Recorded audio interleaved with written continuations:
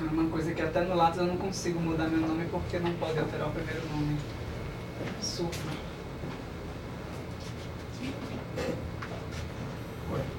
Buenas tardes.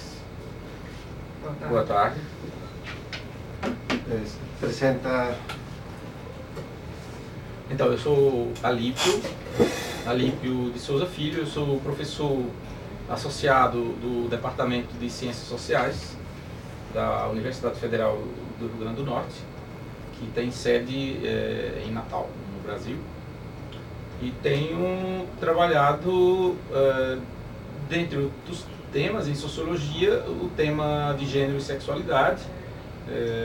Eu, em 2007, propus à Universidade a criação de uma revista, a revista Bagoas, e então tenho sido editor da revista até aqui, desde o seu primeiro número. Estamos para lançar a 8ª edição, e essa é uma das iniciativas nossas aqui no tocante a essa temática de gênero e sexualidade. Também sou responsável pelo ensino de uma disciplina no curso de graduação das Ciências Sociais aqui da UFRN, que é o curso Estudos Avançados de Gênero e Sexualidade. Bom, eu sou José Wilson Fagner dos Santos, Jô Fagner. Estou atuando como professor substituto no Departamento de Comunicação Social da Universidade Federal do Rio Grande do Norte, e trabalho com gênero e sexualidade na perspectiva das teorias da performatividade, pegando pela teoria queer. Tienes uma ponência? Sim, estou apresentando no Congresso da RELAIP um trabalho sobre as representações de gênero do feminino na publicidade y a parodización de esas imágenes por drag queens.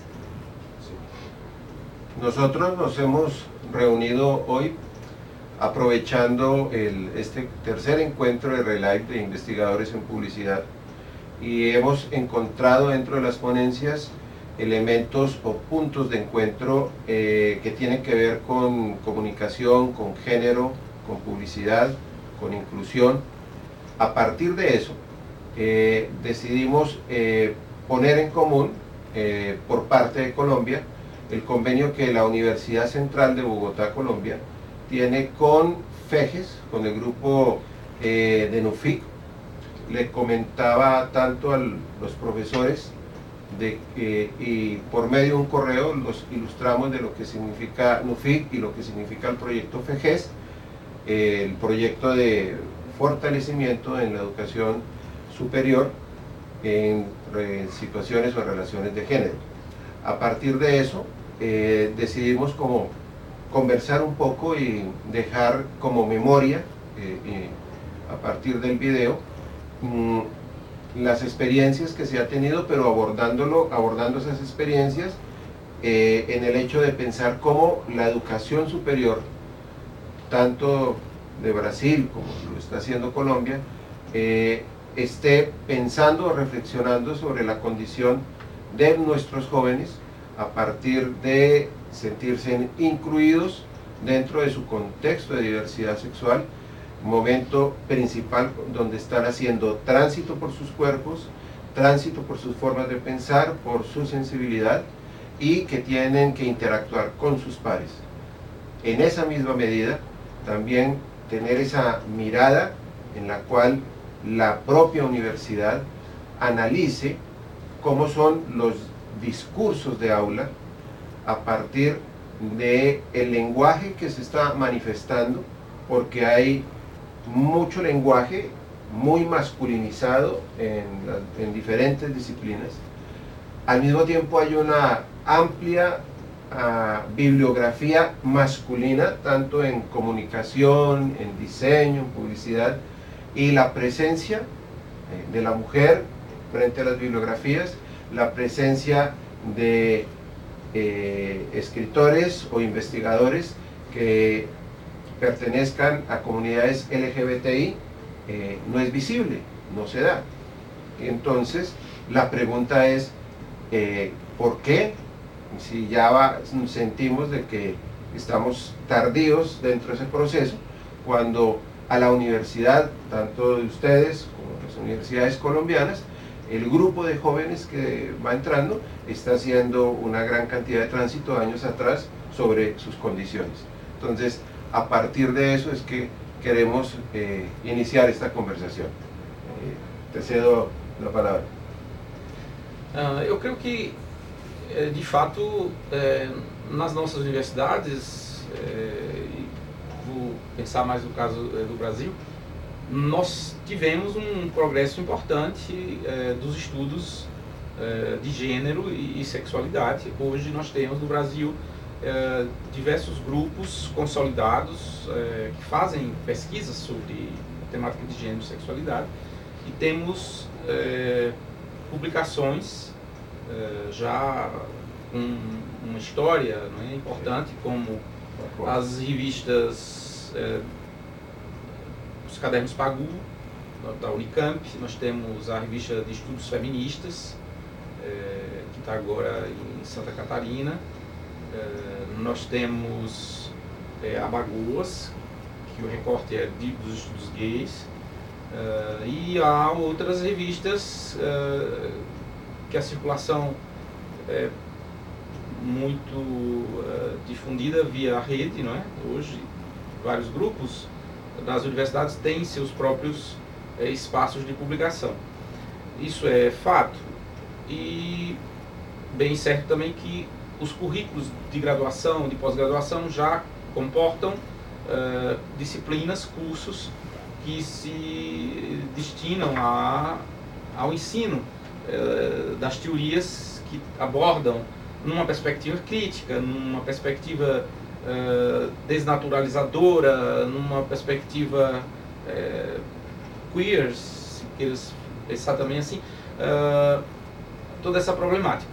E assim como também nós temos eventos, encontros nacionais, regionais, que procuram reunir os pesquisadores brasileiros e estrangeiros e se ocupam de investigações sobre gênero e sexualidade, né? Há vários deles, né? Seriam muitos aqui que eu lembraria. Todavia, eu penso que falta nas universidades algo mais que o trabalho investigativo. Eu creio que faltam políticas das administrações universitárias, ou mesmo iniciativas nossas enquanto estudiosos, pesquisadores, para a criação de um clima no campus, na cidade universitária, na vida universitária, que seja propício a se viver isso que nós estudamos, né? Há claramente uma tendência nos estudos de gênero e sexualidade, uma verdadeira vocação, diria assim, de crítica à heteronormatividade, de crítica ao masculinismo, à hegemonia da heterossexualidade. Essa problematização ela é feita, mas até aqui, em muitos casos, isso não tem se transformado em vivências, em experiências de sociabilidade no campus. E nesse sentido eu diria que a universidade precisa fazer mais, porque não há só que fazermos pesquisa, escrever teses, publicar, mas ter também a universidade como um espaço, um ambiente em que se possa experimentar, experienciar esses trânsitos de gênero, essas experiências que os jovens estão aí fazendo com sua própria vida, com seu próprio corpo, no tocante à questão de gênero e sexualidade. E acho que nas universidades temos pouca iniciativa nesse sentido. O que dá lugar a práticas dentro da universidade de discriminação, de homofobia, o que permite a reprodução da desigualdade de gênero, que ela aparece de muitas maneiras, na vida dos departamentos, nas escolhas que se faz,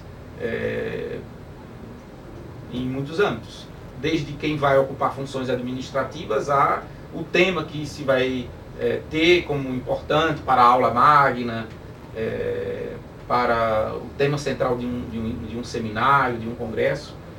Os nossos temas mesmo com toda a força que hoje já se pode reconhecer, ainda, eu diria, continuam subordinados. Gracias. Estábamos comentando antes de que tienes una ponencia. ¿Tu trabajo en qué consiste? ¿Y por qué elegiste ese trabajo, por qué elegiste esse escrito para ubicarlo hoy o estos días en la investigación de RELIVE? Meu trabalho, publicado na RELIVE, trata das representações do gênero feminino através dos mecanismos de parodização que são utilizados pelas drag queens em performances, mais especificamente nas fotos e shows. Eu trago essa discussão para a comunicação social, eu venho da antropologia, então eu trago para a comunicação social no sentido de que eu sinto que nesse momento no Brasil nós estamos mais abertos à pesquisa de gênero em comunicação, né? Mas ao mesmo tempo a pesquisa de gênero em comunicação ainda está impregnada no viés das teorias feministas. Se estuda gênero em comunicação considerando a posição da mulher e se reduz apenas a esse aspecto, né? E eu sinto que está havendo essa necessidade de investigar as relações de gênero presentes no tratamento de personagens, vamos citar o exemplo de personagens homossexuais, nas telenovelas, que são um produto muito forte aqui no nosso Brasil, das representações de gênero na publicidade, das representações de gênero nos programas populares de rádio e TV, né? Então, eu sinto a necessidade de se avançar os estudos de gênero em comunicação, nesse aspecto de não se prender apenas à teoria feminista e de abarcar as outras identidades, as outras representações, visibilidades e diferenças que acabam sendo, de certa forma, marginalizadas pela cultura de massa no Brasil. E hoje a gente vive uma situação muito delicada no nosso país.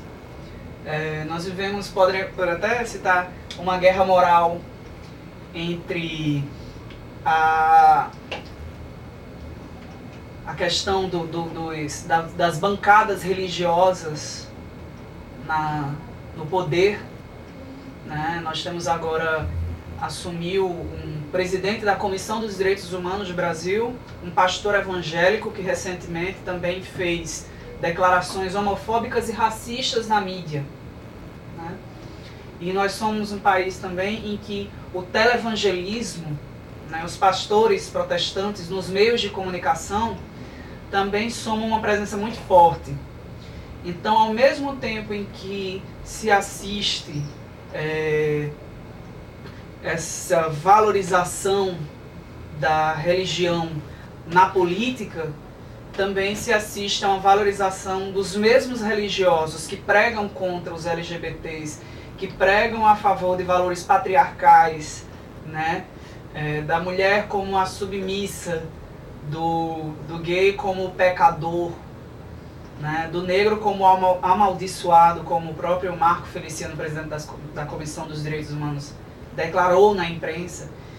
Então, nós vivemos nessa situação crítica e há necessidade de um debate sobre as relações de gênero, principalmente na mídia, onde esses televangelistas estão comprando as emissoras de TV e contribuindo para diminuir a visibilidade dessas diferenças sexuais e de gênero no país. Então, no meu sentido, eu estou trazendo esses estudos para a comunicação, né, possibilitando visualizar outros horizontes de gênero além das teorias feministas. Hemos tocado un punto común y es el de la manera de visibilizar. Cómo los medios de comunicación están visibilizando un rol, una identidad, a partir de unos guiones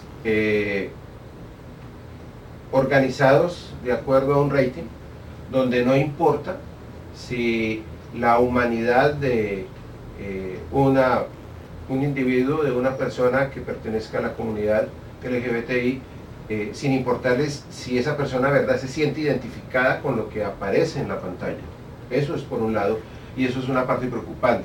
Hay muchos realities, por decir algo, donde para pretender decir de que se incluye todo tipo de público, entonces se le da inclusión a un gay o una lesbiana, pero el papel que esta persona va a desarrollar en ese reality muchas veces termina siendo un papel satírico, donde la gente, donde el rating comienza a divertirse porque está haciendo lo que en su naturaleza no es, lo que quiere ni lo que busca. Y al mismo tiempo la publicidad también asume este tipo de modelos de comunicación, asume el rol del individuo, partiendo de que el individuo homosexual debe ser siempre el concepto imaginario del afeminado y lo ubica como el afeminado. De ahí que precisamente por eso mencionábamos de que hay que hacer el debate, no solamente en las políticas institucionales de la educación superior, sino en las políticas institucionales de los medios de comunicación. En Colombia también ocurre lo mismo.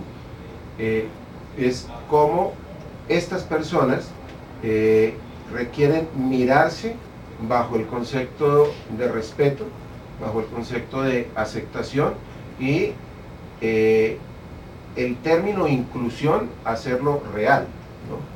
No es permitir que hable o permitir que se muestre si relativamente el grupo solamente le da lo mira como una oportunidad, ¿sí? Cuando es un derecho del indivíduo. Alexandre, mas me permita apontar algo no termo inclusão. Eu, pessoalmente, não flerto muito com muita simpatia pelo uso do termo inclusão. Acho ele problemático, porque quando nós falamos de inclusão, políticas inclusivas para gays, lésbicas, transexuais, travestis, me parece falar para a sociedade da ideia de que essas pessoas precisam ser toleradas, aceitas e incluídas no sentido de terem o direito terem o direito a direitos, né? Um pouco assim como nós já falamos das políticas públicas, das políticas de inclusões para pessoas portadoras de necessidades especiais. Me incomoda, portanto, essa ideia da inclusão, porque no caso das homossexualidades, no caso das identidades de gênero, me parece que há muito mais que só inclusão. Há a necessidade de uma verdadeira revolução no pensamento da sociedade. Quer dizer, na verdade, hoje, a luta dos LGBTs, a questão gay, eu diria que ela concentra um conjunto de questões de caráter profundamente revolucionário nas sociedades contemporâneas. Trata-se de reivindicações que implicam em remodelações dos simbólicos na sociedade.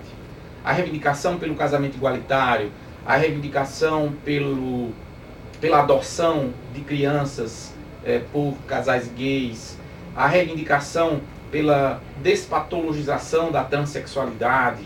Isso tudo são reivindicações que representam uma verdadeira revolução no campo dos costumes, da moral, das mentalidades.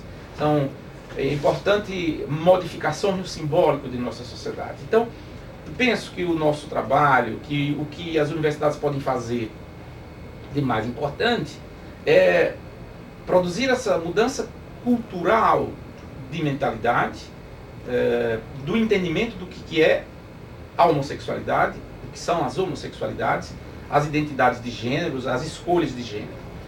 Portanto, algo muito mais profundo, algo muito mais transformador e emancipatório do que falar de inclusão. O meu temor é que o termo inclusão reduza o significado das reivindicações, das profundas questões que o segmento LGBT coloca para o mundo hoje. Incluir, para mim, eu diria, é pouco. Muito, muito pouco. Está no limite da ideia da tolerância, da aceitação e do respeito. Isso que eu diria, óbvio. Não temos que estar reivindicando isso, porque o respeito à pessoa humana é anterior a qualquer outra coisa. Então, portanto, mais que inclusão, respeito, trata-se de da universidade mesma contribuir com uma mudança profunda de entendimento das nossas sociedades a propósito do direito das pessoas à sua liberdade, à escolha erótica, a escolha das pessoas quanto ao que elas querem fazer com o seu corpo, não é? E o que elas podem e têm o direito de fazer quanto a seu desejo, suas escolhas amorosas, afetivas, sexuais. De cierta forma estamos partiendo del hecho de que la educación superior, o sea, las instituciones de educación superior, el primer paso es reflexionar dentro de ellas mismas a una meta que es influir a partir de su pensamiento, a partir de su trabajo en las políticas del Estado, o en las políticas públicas, o en el pensamiento sociocultural de la sociedad, de su entorno, su sociedad misma. Y es muy real y en cierta medida debe ser así, porque el tránsito de los jóvenes por la educación superior es vital. Yo siempre he considerado que ese proceso en el cual el joven individuo o la joven individuo está en su universidad debe ser un espacio son espacios de creación y de producción intelectual, pero que deben ser dados por una alta autoestima, por un amplio respeto, por sentirse verdaderamente ubicado en el espacio, en su universidad, que lo acepta, lo quiere, porque no solamente aceptar y querer, sino que lo incluye, lo llama y lo hace formar parte de la mayoría de sus proyectos. Eu aqui lembraria uma das formulações do Michel Foucault a propósito da produção de autoestima do sujeito, que é a ideia de uma ressubjetivação, de uma refundação de si a partir de processos que o sujeito vai viver em sua reelaboração, em sua reconstrução.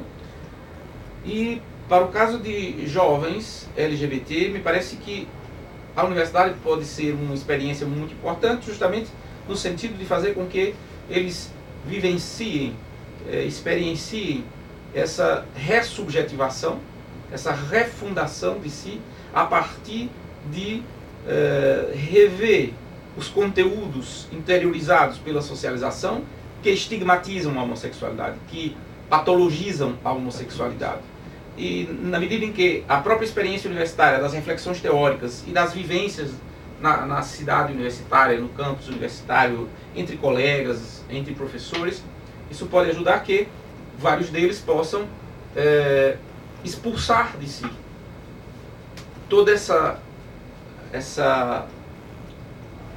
esse quantum de estigma, de patologização, eu chamaria de ideologização, né, da subjetividade, no sentido de fazer a homossexualidade um atributo negativo. E ora, a universidade pode ser uma feliz experiência desses jovens, justamente como você diz, poderem se afirmar, se apresentar como que são, como que desejam, libertando-se finalmente do estigma que produz sofrimento, que produz o adoecimento emocional, o sofrimento psíquico. A universidade diria que deve assumir esse papel também importante. E eu diria mais que no momento que estamos em diversos de nossos países, em que já há alguns avanços importantes no tocante à aprovação de legislação aprovativa do casamento igualitário e outros direitos gays, na América Latina mesmo, a universidade pode também contribuir para desfazer na sociedade o engano de se tomar a homossexualidade como uma sexualidade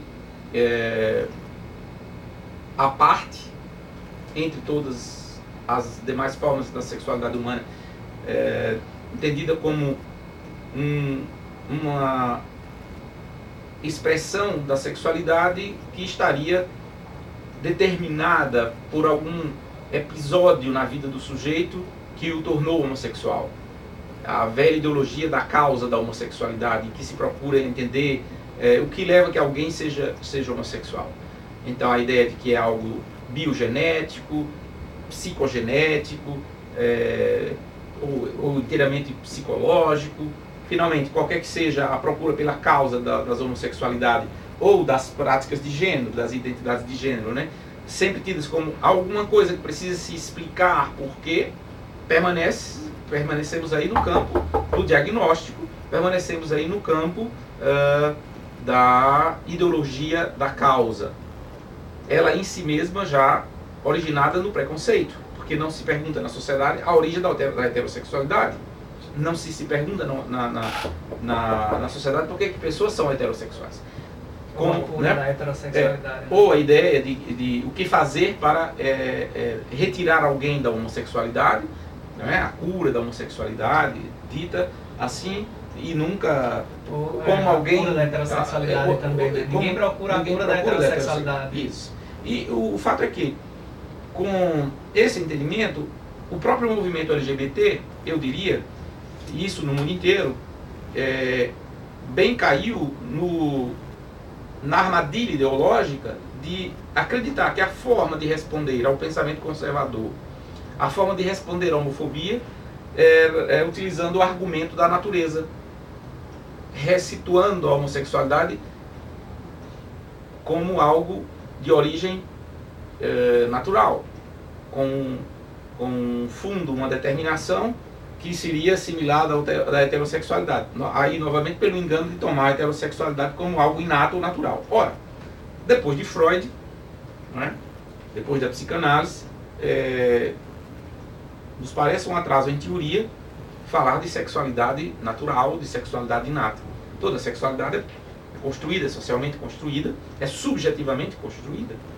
E me parece que os estudos universitários podem, e as universidades com muitas políticas que podem fazer, que podem pôr em prática, podem ajudar que a sociedade tenha um entendimento da homossexualidade enquanto uma escolha erótica, enquanto uma preferência, uma opção das pessoas determinadas ao exercício de sua autonomia erótica.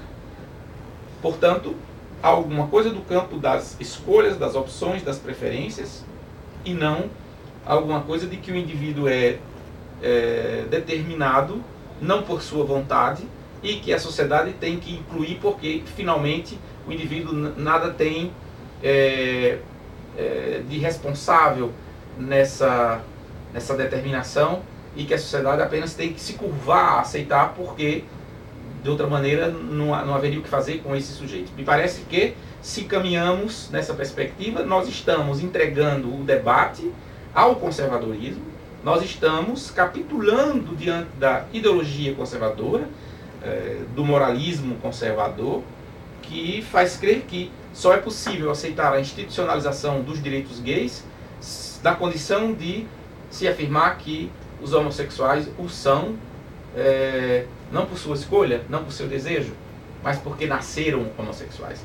Toda essa vontade, né, expressa hoje por muitas correntes, dentre elas a psicologia evolucionista, a neurociência, que tem transformado tudo em natural, em produções, né, do cérebro humano, tudo está já definido na biologia dos indivíduos, e aí também incluem a sexualidade e as práticas de gênero.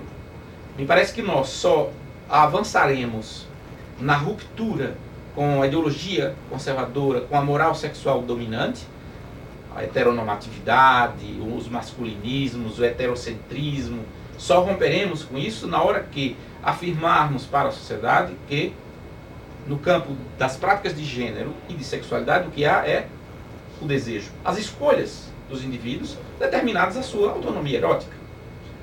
Fora disso, me parece que é fazer um acordo com o conservadorismo social para que se faça mais aceitável, palatável, as reivindicações de pessoas LGBT.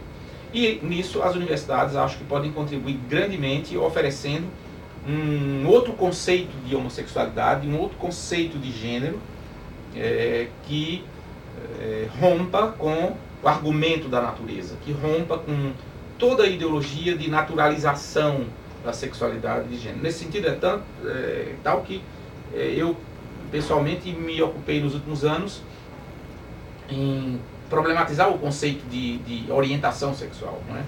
Eu já publiquei 3 trabalhos em que meu esforço é desmontar o conceito de orientação sexual, porque acho que esse conceito que surge nos anos 80 e vem no sentido de substituir a ideia de opção e de preferências sexuais, ele pouco a pouco vem se essencializando, se substancializando, seja numa perspectiva psicológica, seja numa perspectiva biológica, quase com a ideia de fazer aparecer para o pensamento humano um conceito que dê conta do que seriam as homossexualidades e as práticas diferenciadas dissidentes de gênero, que representem uma compreensão mais aceitável. A orientação sexual seria algo que nós teríamos controle, domínio, porque nós sabemos de sua gênese. Algo que estaria assentado numa biogenética, numa psicogênese, que estaria explicado a origem das práticas de gênero dissidentes ou das homossexualidades, evitando, portanto, todo o risco de se aprender essas práticas como escolhas dos sujeitos. Nessa naturalização, nessa essencialização, substancialização do conceito de orientação sexual, me parece que esse é um conceito que começa a perder seu sentido. Essa forma de colocar a questão, na verdade, não serve a mais nenhum propósito emancipatório, subversivo, crítico, revolucionário, do ponto de vista do que o segmento LGBT pode trazer de transformações profundas no entendimento das sociedades. Para terminar, también quisiera saber cuál es la concepción que se tiene, porque como cuando estamos hablando de línea de género o de género, pues estamos también involucrando el trabajo que se está desarrollando a partir de la violencia contra la mujer, de la discriminación en la mujer, de la misma exclusión por las políticas de masculinización altamente machistas que ocurren en diferentes regiones. Frente a eso, ustedes, ¿qué percepción tienen primero en cuanto a la relación del comportamiento de la mujer en la universidad y su entorno con el comportamiento del hombre frente a esto? Eu fiquei muito preso aqui na questão a questão da política inclusiva. A partir das ideias que o Alípio, o professor Alípio falou, eu fiquei pensando que essa ideia de inclusão leva à patologização, né? Eu vou pegar um exemplo agora, que a gente está assistindo agora, esses últimos anos em Natal, que são as igrejas inclusivas, que são templos, né, que são elaborados para agregar homossexuais, travestis e outras identidades que se sentem excluídas da religião. Só que aí a gente pensa, essas igrejas encontram-se integradas à sociedade, elas estão segmentadas. Elas são as igrejas dos gays, não são as igrejas dos cristãos, são as igrejas dos gays. Então, de toda forma, por mais que exista uma ideia de igreja inclusiva, ela continua segmentada, ela continua patologizada, né? E daí que quando o professor Alípio falou, né, das tentativas de descobrir a naturalização da homossexualidade, que me remontou à cena das discussões despertadas a partir das declarações dos pastores televangelistas a respeito da genética e da homossexualidade, E aí eu fico pensando, será que essa busca pela descoberta da causa da homossexualidade vai acontecer com o mesmo efeito da transexualidade, que você precisa passar por um diagnóstico de transexual para conseguir ter um reconhecimento social enquanto, né, transexual? Você precisa ter que a ciência afirme, diagnostique que você seja transexual para você ter o direito de ser transexual. E de certa forma isso patologiza, né, a transexual como uma doente. Ela precisa ser diagnosticada, e um homossexual também precisa ser diagnosticado. Então, nesse sentido, acredito que a universidade ela não precisa de um esforço inclusivo, mas de um esforço afirmativo. Afirmativo de quê? Afirmativo das diversidades, né? Afirmativo de que não existe uma sexualidade única, central, hegemônica, mas que existem múltiplas possibilidades de desejo. E eu acredito até que isso não deva ser só uma coisa iniciada na universidade, mas deve ser iniciada desde a educação infantil. Aprender a diversidade. Eu participei de um projeto do Ministério da Educação de Gênero e Diversidade nas escolas, onde atuei como tutor com professores da rede pública, do ensino básico e fundamental. E estava muito impregnado essa ideia de a Bíblia ensinou e nós temos que repassar. Tanto é que o ensino religioso é muito forte nas escolas, ao mesmo tempo que não há nenhuma educação para a diversidade. O ensino religioso está em todas as grades de disciplinas do ensino fundamental. Mas cadê o ensino à diversidade? Não só a diversidade sexual de gênero, mas a diversidade étnica, racial, né? Então, acredito que seja uma coisa que tem que se começar logo de cedo, para que professores e alunos e pais possam não olhar duas crianças do mesmo sexo que estejam com demonstrações afetivas no colégio, ou ver um casal homoafetivo passando e não tapar os olhos porque aquilo é feio. Aquilo é a diversidade. Aquilo ali tem que estar visível, tem que ser aprendido desde criança. Aquilo ali não é pecado, aquilo ali não é feio. É humano, né? Enfim, eu fiquei muito preso nessa é uma fala que estava meio entalada aqui e eu precisei falar, mas a questão que o senhor falou agora foi sobre... A questão de gênero, e eu acho que implica aqui a questão da mulher, né?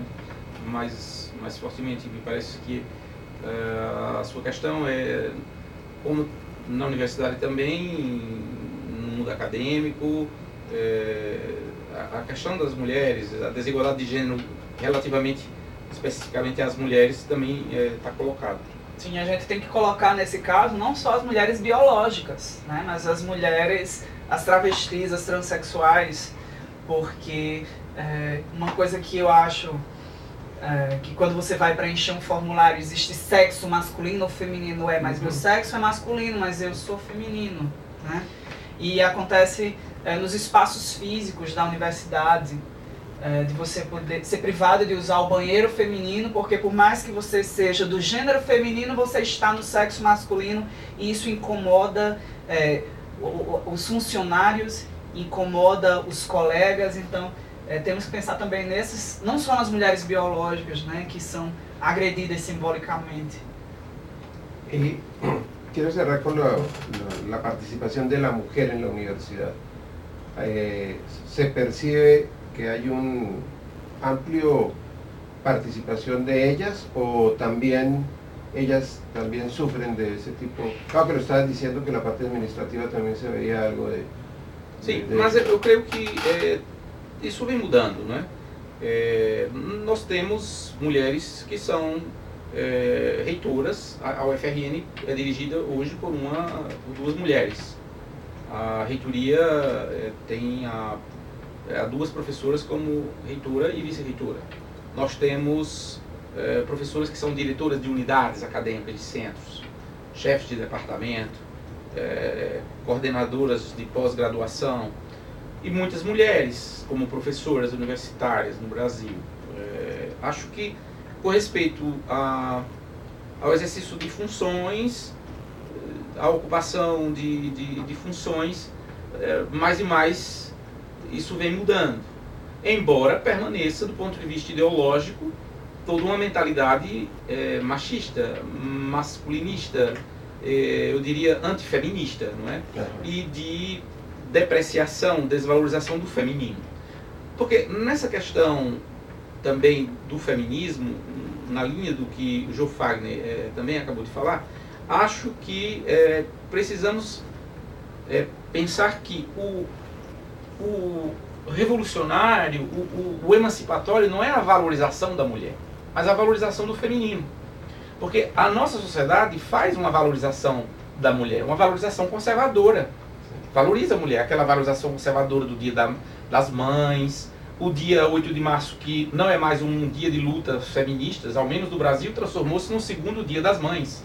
No dia 8 de março do Brasil, a comemoração oficializada, as mulheres são saudadas com flores, com rosas vermelhas, não é? Com cafés da manhã, aquela imagem novamente da mulher como objeto do amor masculino, a cuidadora, a nutridora. Um outro Dia das Mães eu tenho dito, não é assim? E ora, essa valorização, como ocorre na vida cotidiana, há um discurso machista que valoriza a mulher. Um discurso, inclusive, que se faz pautado na ideologia da heterossexualidade compulsória, como diria Adrienne Rich, não é? Esse discurso da heterossexualidade compulsória, obrigatória, ele valoriza a mulher. Aliás, ele valoriza justamente para fazer o antagonismo com a ideia do querer por um outro homem. Todavia, essa valorização conservadora, ela não emancipa as mulheres, ela não tem caráter emancipatório, sabemos disso. Por quê? Porque ao mesmo tempo, esse mesmo masculinismo deprecia o feminino. Onde está o sinal do feminino, há toda uma desvalorização, há toda uma depreciação. Porque o feminino é o fraco, porque o feminino é o materno, é o delicado, não é? É o que não tem virilidade, não é? É que não tem a potência, não é? Para os atos públicos, para os atos esperados de direção, de comando, enfim, uma depreciação do feminino, feito também de outras formas, né? O feminino é o sexo perigoso, o sexo não confiável, tem toda uma ideologia, uma mitologia que nos encerra nesse entendimento. Então, nesse sentido, quando se trata de pensar a condição das mulheres na sociedade, eu diria que é importante também pensar como o feminino é tratado na sociedade. Não apenas como as mulheres biologicamente pensadas estão na sociedade. Elas são governadoras, são prefeitas. Nós temos, por exemplo, no Brasil hoje, uma mulher como presidente da República. Para falar de nossa província, de nosso estado, a governadora, uma mulher governadora, tivemos uma mulher que foi prefeita. O Rio Grande do Norte, aliás, o estado onde nós estamos, né, se exalta pelo fato de que há uma tradição de mulheres na política, né? A primeira mulher a votar na América do Sul é norte-riograndense. Ela votou. Luísa Floresta, né? A Celina Guimarães. Celina Guimarães, ela é a primeira mulher a se tornar eleitora na América do Sul. Nós temos pioneiras do feminismo no Brasil, que são mulheres aqui do Rio Grande do Norte. Mas a questão esse pioneirismo e essas mulheres nessas funções necessariamente implicam em transformações no simbólico, na forma como a sociedade lida com o feminino, encara o feminino. Penso que temos que caminhar muito mais aí, não é? Mas é fato que nós temos nas universidades hoje um espaço bem mais amplo, não é? Ampliado, das mulheres numa atuação institucional, não é? Que há que se valorizar. Do ponto de vista da ciência, do ponto de vista da produção intelectual, é bem verdadeira que a hegemonia ainda é dos homens, é uma hegemonia masculina e masculinista, né? Uma ciência também cujo ponto de vista ainda é muito masculinista. Isso é fato. E há pesquisas já nesse sentido, antropólogas brasileiras, há uma colega da antropologia de Santa Catarina que conduz uma pesquisa nesse sentido, o lugar da mulher na ciência, né? A produção científica em ciências humanas, nas ciências naturais, como intelectuais, como investigadoras, né? O nível de publicações, o índice de publicações, de notoriedade.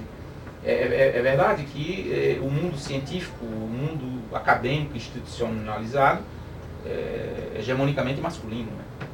Tem uma feição muito masculina, até mesmo talvez no modo de refletir as coisas. Mas eu diria muito mais por uma hegemonia da desvalorização do feminino, e não necessariamente porque as mulheres não estão aí fazendo o trabalho científico de produção intelectual. Até porque nós podemos ter mulheres produzindo ciência com visões masculinistas, com visões machistas. Uma coisa que o professor Alípio falou sobre a valorização do feminino, né?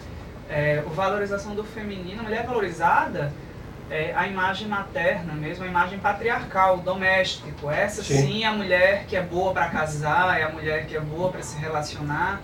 Só que aí a gente vê que não existe um feminino, mas uma multiplicidade de femininos.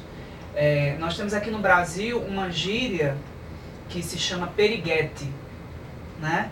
Que é a mulher que tem liberdade, a mulher livre de relacionamentos, livre do corpo, que pode usar roupas com partes do corpo mais de fora, né? E é um estereótipo negativo, visto negativo, é a mulher que não presta para casar, é a mulher que não presta para se relacionar, né? Mas é um feminino também. E nesse sentido, o trabalho que eu apresento, né, no congresso, eu vejo uma multiplicidade de femininos que são valorizados pelas drag queens, porque o feminino valorizado é o glamouroso, né, o feminino da mídia, a mulher magra, que as top drags reproduzem, mas que, por outro lado, as comediantes trabalham com a imagem da mulher mais gorda, da mulher mais feia, da mulher que não se enquadra nos padrões hegemônicos, como um feminino também positivo, né? Um feminino de poder, né? E que as drags que são cyber drags, né, que fazem o camp, que é uma tendência de misturar elementos de ambos os gêneros, de muitas referências estéticas no mesmo corpo, que atentam para essa produção também de outros femininos que têm poder, que também são valorizados, além do feminino hegemônico, no caso da mídia, a mulher magra, sensual, ultra feminina, né? E no caso do feminino doméstico, do feminino patriarcal, da mulher submissa, materna, da mãe, né? Existem outros femininos. Então, quando a gente fala em valorização da mulher, a gente fala em valorização dos femininos, né? No plural, que engloba também, além das mulheres biológicas, as travestis, as transexuais, que são marginalizadas no espaço universitário, no espaço social. Hoje nós temos aqui na universidade a segunda travesti doutora, né? Ela defendeu a tese dela de doutorado recentemente, se não me engano, no mês passado, e a segunda travesti do país a ser doutora, né? A primeira travesti foi em Fortaleza, Luma, né? E aqui nós temos a Leilane, a segunda travesti doutora. Então aí a gente já vê essa valorização, né, da outra mulher em outros espaços, né? Que travesti não é só a mulher que está na rua fazendo o programa Mulher Perigosa, mulher que passa doença, mas a mulher que produz conhecimento e merece respeito, né? Então nós temos todas essas multiplicidades a serem valorizadas em termos de femininos, no plural. Yo les quedo muy agradecido por haber compartido estas apreciaciones que, siendo dos países, culturas diferentes, multiplicidades que se van dando a partir de esa acción cultural, donde el clima también forma parte fundamental de los mismos comportamientos, pues interesante nosotros para Colombia, especialmente para Bogotá, que es una ciudad fría, poder mirar las apreciaciones y hacer, mirarnos y saber en qué nos acercamos y en qué nos vamos diferenciando, pero pienso que esas diferenciaciones son más por unas acciones culturales de región, ¿sí? Que por unas relaciones culturales humanizadas internas, y pienso que ahí tenemos muchos factores de cercanía. Profesor Alipio Sousa, lo dije. Sí, sí. Lo dije, le quedo muy agradecido por haberme recibido, por haberme permitido esa entrevista para la Universidad Central, para el proyecto FEGES, a Joemar Fagner, que fue en cierta medida conversando con él que me animó a decir, no, pues reunámonos y podamos conversar un rato. Les quedo muy agradecido. Gracias. Por parte de la universidad, por parte de mi país. Gracias también. Yo lo agradezco haberme procurado por la conversación. Muchas gracias. Gracias.